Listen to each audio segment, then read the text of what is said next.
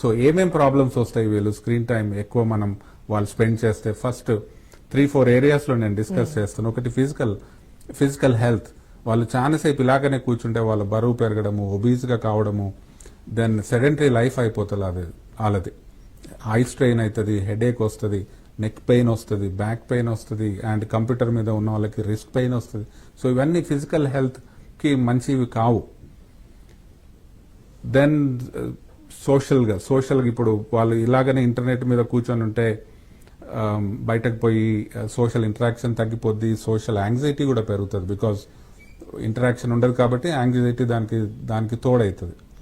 తర్వాత mental health కూడా మనకి ఎఫెక్ట్ అవుతుంది. పిల్లలకి లాట్ ఆఫ్ స్క్రీన్ టైం వాళ్ళు ఎక్స్పోజ్ అయినప్పుడు డిప్రెషన్ రావచ్చు, ఆర్ రాంగ్ ఫ్రెండ్స్ ఎవరన్నా కలవచ్చు, internet online unsafe internet, or sometimes పిల్లలు స్పీచ్ డిలే ఉంటుంది కొంతమంది పిల్లలు వైలెన్స్ గా బిహేవ్ చేస్తారు, కొంతమంది అగ్రెసివ్ ఉంటారు, అంటే క్విక్ గా వాళ్ళ కోపం వస్తుంది.